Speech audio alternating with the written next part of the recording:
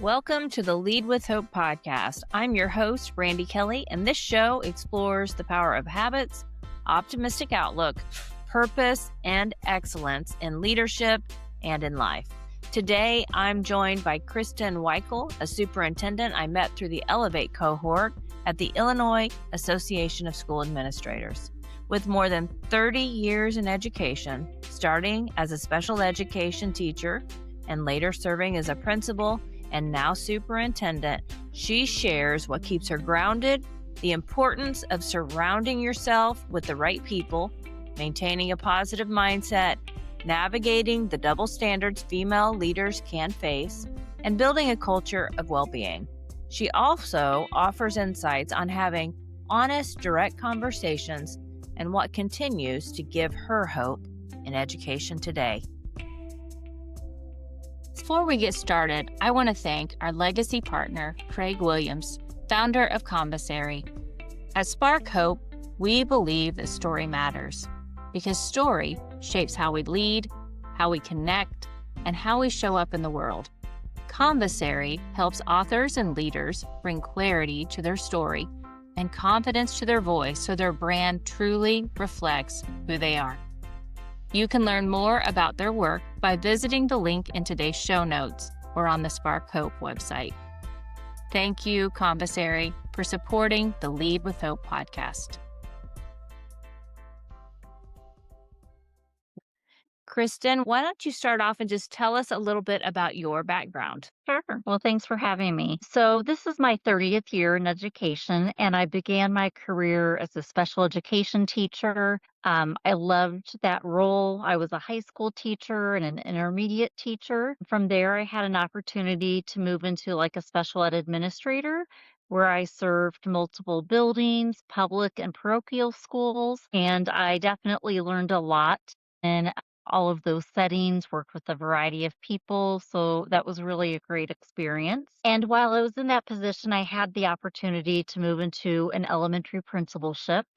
And so loved that time with the elementary students, had a great staff and families that I was able to work with. And then I felt to kind of serve a greater purpose. And so I moved into a director of special education position and that served a co-op.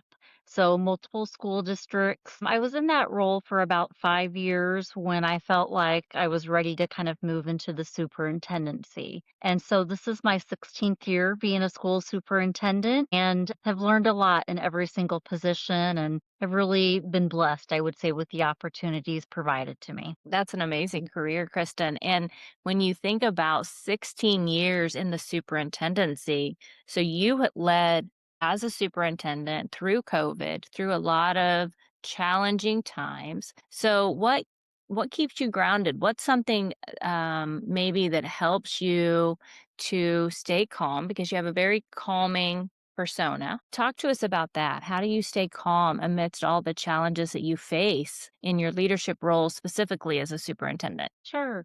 I think I'm a pretty even keel personality. And so while things may worry me, while they may upset me, I try not to live in that space. And sometimes that's easier said than done. But I think surrounding myself with the right people, whether it be family or friends, they can, A, provide support and encouragement, but then they're also not going to let me live in that kind of worried state or anxious state too long. And so, I think really making sure I'm surrounded by the right people. And it's all about that individual mindset too. It doesn't feel good to me to always be anxious or to feel anxious or worried. I certainly have those moments, but I need to have them be moments and not long stretches of time. Yeah, that's great advice. And I think it's so important for those listening today, if you don't have a circle of people who are surrounding you and encouraging you and lifting you up, do you know how to check to see if somebody needs encouragement? The simple answer is if they're breathing. If they're breathing, they need encouragement, and that's really so true. We all need encouragement. We need to have that group of people that we surround ourselves with that make us better, that help to lift us up and encourage us. So, that's great advice. Is there maybe a small joy that you have in your life? For me, I love quotes, I love coffee, which on a side note, because of some health issues, I had to give up coffee. So, I'm Oh, hoping no. Hoping that doesn't make me cranky, but hopefully soon I can bring it back. We'll see. But, how about for you, Kristen? Anything that brings you joy? Sure. So first and foremost, my family. I'm a mom of 6, grandma to 3, and so anytime I can get our adult children together or spend time with my grandchildren, that always fills my cup because, even having adult children, I think it's so interesting to see like all the different stages of life that they're going through and experiencing. Some are easier than others, but then to be able to see some things through my grandchildren's eyes as they start school and are learning to read or do math is also exciting too. And so, I love spending time with them. And when I need that quiet time, I find myself either reading or listening to books just to kind of help me have a little escape. Yeah, we have that in common too, Kristen. We each have 3 grandchildren. I have 3 boys, and it's just a different perspective that you look at them with. Whenever we were raising our kids, we were busy. For me, I was going to school or in one way, shape, or form, really my whole career. I was working first as a school social worker, then a principal, and then a superintendent. But I was also going to school most of that time. And it was a very, very busy time in life. So now watching our grandchildren grow up, it's just a completely different perspective. It is. Our oldest is in first grade. And again, like just getting to experience through the grandparent lens of her learning so many things in school, and then the middle ones in preschool, and then the baby's only a few months old. And so they're all at different stages, but with each comes some exciting things to like watch. As you said, where we're not so rushed. We're not in that crazy busy season of trying to parent and work. Absolutely. Absolutely. So, as you reflect on your journey, what are some experiences or lessons that have had a big impact on your life or your leadership, or maybe both? Yeah. First and foremost, I feel like I've learned something in every single position I've been in. Every school district I've worked in, I've learned from people. And so I've worked probably just like you with some really amazing educators throughout my career. And I try to always take the good from everyone that I meet and work with and either amplify that in my own work or learn something and then embed that into some of my practices. And so I think that's been important. I used to work with a lady, and she's still a dear friend, who would always say, like, Kristen, be kind to yourself. And that's one of those things that I still say regularly to myself, but I say it to others too, right? Because so often we can be so hard on ourselves, much harder than maybe what others are. And it's really important that we give ourselves that same kindness and grace that we often extend to others. Oh, that's so true. So true. And I think sometimes we are the hardest on ourselves. There's some of us who that's just kind of how we walk through life, being very self critical. And we do. We need to be kind to ourselves. I've been doing a lot of work in this season of my life with self awareness, with assessments like the DISC, Working Genius, Enneagram, things like that. And the more I learn about myself and then sharing this with others and learning about others, that self awareness piece is so important in how we behave and communicate with others in our world. And I think the more knowledge we can have about those things, the better that helps us to lead, not just ourselves, but to lead others as well. Right. I'd agree because I think about people that I maybe work with or have worked with, and when someone's lacking that self-awareness, they're really not as effective in reflecting. And without reflection, it's hard to grow, I think. So hard to grow. You know, Thinking about where you have come, from teacher to special ed administrator now to superintendent. As you've walked that road, as you've went through that journey, have you noticed any barriers as a female in leadership? Sure. I think things have changed, particularly from my first year as a superintendent, where I was the only woman in a group of male superintendents, a large group, to today. So that's a nice change. But some things have kind of remained the same. And I would say probably the most obvious one to at least me and my experiences would be almost a double standard when it comes to female leaders, and a double standard in a couple of ways.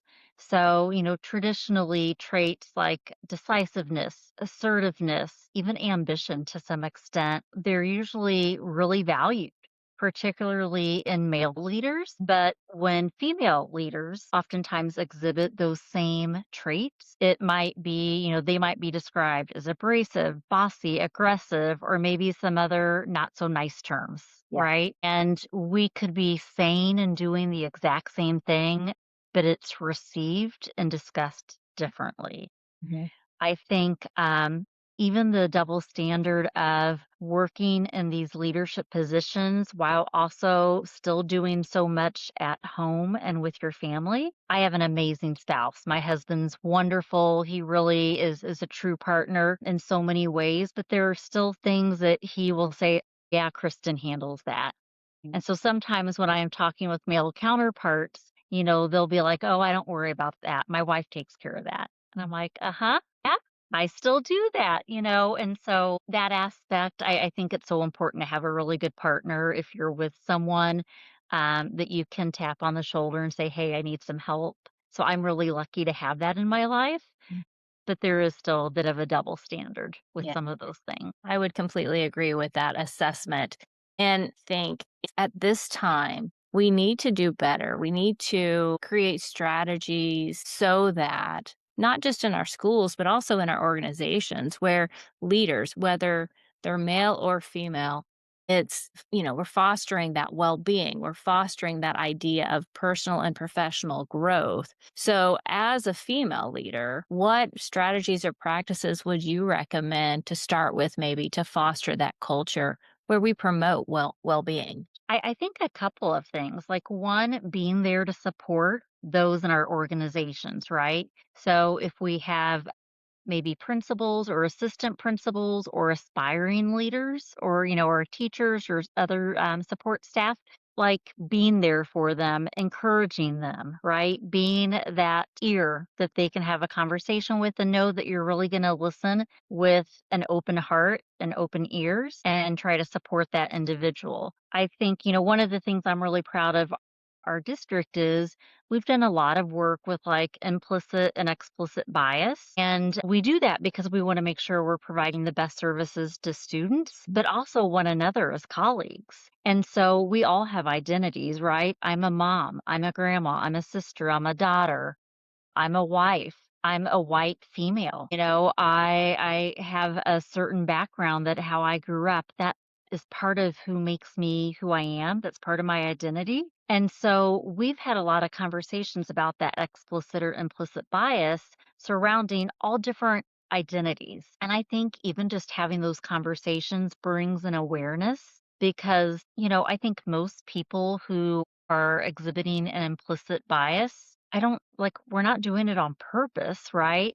And so you become aware when you have conversations about things. And it doesn't mean that you're always going to behave or say the right thing, but the odds are increased that we're going to be better about doing the right thing, supporting the individuals intentionally when we have conversations. Yeah, again, it goes back to self awareness. And when you're having those conversations, you're also getting to know each other better. You're building relationships. And those are two, I believe, two superpowers that educators have. I feel like educators are good at reflecting. There's just been more and more and more put on everybody's plate that oftentimes the first thing to go is the things that help you to be a better version of you. We get so busy and so frantic trying to get everything done. So we need to really have those conversations and get real about what we need to do for ourselves and for our organization. So I'm glad that you guys are taking the time and you're having those conversations. Yeah, it's really important to be intentional, Yeah. right? And so intentional as an individual or when leading an organization. For sure. So, what advice would you give leaders about having honest and direct conversations with others in their organization? Sure. For years, and people who have worked with me will probably laugh. They won't be surprised by this, but I regularly say, you can't change what you don't know. And so when I work with either principals, leaders, or even teachers, and it can be talking about a colleague, it can be talking about a student or family, right? And they describe, like, oh man, I'm really frustrated with XYZ. My question is, have you had a conversation with that parent?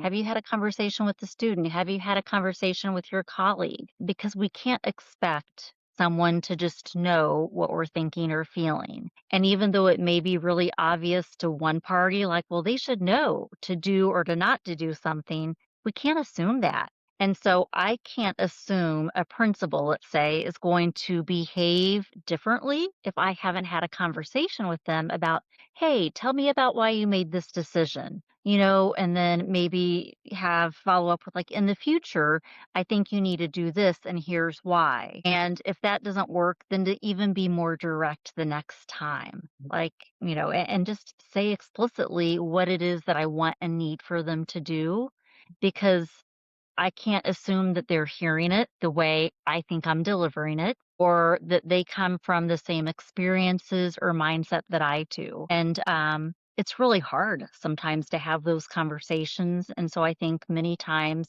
people shy away. I don't enjoy conflict, right? It's not something that I wake up and say, yes, give me conflict today.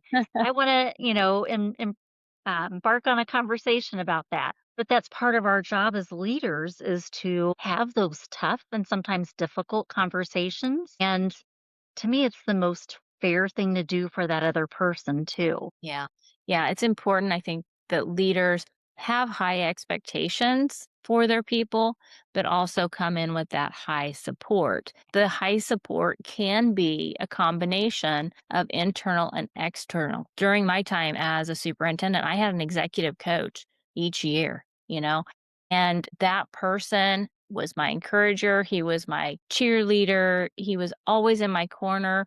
There was no concern about him taking the conversations and it going against me for evaluation. I could be honest and authentic and vulnerable. And that's how you grow. You've got to have that space to grow, and you have to hold people to high expectations, but also provide them both internally and externally with the support that they need. Absolutely. I think another thing is sometimes when people think about having those conversations, they think the worst, like it's going to go badly or it's going to be ugly. I don't have to be ugly when I have a conversation with someone. I'm in control of how I deliver that, right? And Right. so delivery is so important. And so, you can have an honest conversation with someone and still be kind and considerate. And like you said, provide that support, because I want people to be successful. Yeah. When they're successful, then our students are gonna have better outcomes. And that's the whole reason that we're in schools and school Right. districts. We want our students to be successful and to realize their full potential. But on the way to attaining that goal, we have to make sure that our people are also successful so that they can give the students what they need. And thinking about that, Krista, I'm curious. This podcast is called Lead with Hope, and I talk about hope fueled leadership, habits, optimistic outlook, purpose, and excellence. Do you have a story of that kind of leadership in action? There's probably been a number of stories over the years. I think with every position, particularly when you're in leadership, right? With every position, there are going to be opportunities and there are going to be challenges, even in our own personal life. And so when I think about some professional opportunities and challenges that I've had, there have been times where, yeah, it can be really easy, and it has at times, like, felt like, man, I feel a little defeated, right? But it goes back to what I said earlier, like, I can't live in that space. It's not good for my own personal mindset, and if my mindset's not right, I'm not gonna be good for anyone that I lead. And so, the my current district, we went through some really financial challenging times. I knew that when I came into the district, and trying to work through those, it was hard because we had to make some really tough decisions and take some tough action.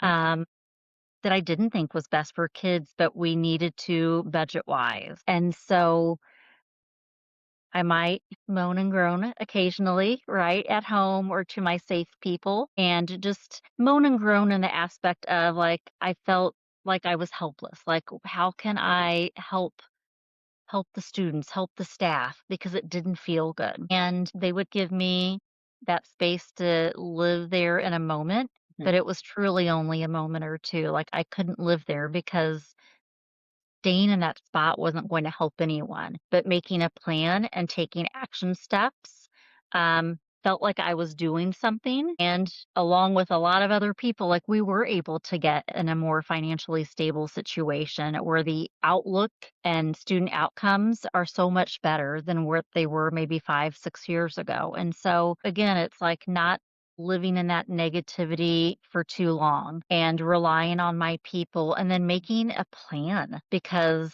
without a plan, like, we're just going to be kind of in limbo. And so, I think for me personally, that's so important, whether it's personal or professional work. Definitely. I need that to be able to move forward in the way that I want to live my life. I say that hope without a plan is just a wish. To have hope, you have to take that next step. You have to put it into action. And that's what you've done in your district. So that sounds like you have taken the bull by the horns and you've really made some positive changes. You talk about your people not letting you live in that negativity. My husband, he'd tell me, Brandy, okay, pity party's over. Let's move on. You can't live there. So it sounds like we have that in common as well. Great husbands. Absolutely. When I was a director of special ed, I had at a time an all-female admin team that I worked with, and we would say a lot like, "Put on your big girl pants and Yeah. let's do it." Right? Yeah. And so, yeah, that got us through a lot of maybe difficult moments. And sometimes we do need to vent, but like you said, just for a moment, and then we move on. We end the pity party. We put on our big girl pants and we get the job done. Let's pause for just a moment because I want to tell you about a partner who truly aligns with the heart of this podcast. Conversary. Here on Lead with Hope, we talk a lot about clarity of purpose, clarity of voice, and clarity of direction. And that's exactly where Conversary comes in. They help leaders, educators, and change makers uncover the story behind their work and share it in a way that feels honest, meaningful, and deeply aligned with who they are. If you've ever felt the nudge to write a book, refine your message, or build a brand that actually reflects your values, not just your resume, Conversary doesn't rush you or box you in. They walk alongside you, helping you shape your story with intention and integrity. You can learn more by clicking their link in the show notes or visiting them through the Spark Hope website. A big thank you to Craig Williams at Conversary for being a legacy sponsor of this podcast and for investing in stories that matter. Because when we share our stories with clarity and hope, real change happens. So, with that, the last question I have for you today, Kristen, is what's giving you hope in the world right now? Sure. So, first, I think we always have to look for those positives, right? To keep us going. But our district, we do something called It's Better to Give Than Receive. And this year we've adopted more than 170 families, and our staff and our community really come out to support those students and families. So, one family might have 5 to 7 kids, and each child gets, new underwear, new socks, new clothing, and then a wish, like either a gift or something kind of fun that they, were hoping for. Each family gets like some sort of family game to kind of build on that family time and engagement with one another. And then the family has a wish too. In some cases, it might be a gift card to like the grocery store or to Walmart. And it might be a set of pots and pans or a heater for their home or something. And as of like last Thursday, I think we only had 2 wishes filled. We put out one more call and those were snatched up mostly by staff. But again, we have a lot of really great community partners, and I'm always in awe every year of how people come together and support our students and our families in that manner. I love that you do that. There's so much good in the world, and we just have to take a moment to look for it. So that's definitely one that will give us all hope. So thank you for sharing that story. Kristen, as we end today, I'm curious if you could share how listeners can get in touch with you if they would like to learn more about your school, your district, some of your leadership strategies. How might they get in touch with Sure. So my district's Unit 5, and so anyone could go to unit5.org, kind of see what we're doing. My email address is on the website, but I don't mind sharing it. It's Weikle, Ueikle, at unit5.org, or I'm available on LinkedIn. And so if people just search Dr. Kristen Kendrick Weikle, they can find me and message me, and I'm happy to connect and either talk with anyone or share maybe some experiences and kind of learn from one another. Yeah, it's always good to connect. Well, Kristen, thank you for coming on the show today. I really enjoyed this conversation, and I hope we can stay in contact. Thank you. It was great to see you. That's a wrap for today's episode of Lead with Hope. Remember, the world needs your leadership, and change starts with you. Fuel your life with hope, embrace your purpose, and shine your light for others. If this episode inspired you, I'd be so grateful if you could take a moment to give us a 5-star rating and share it.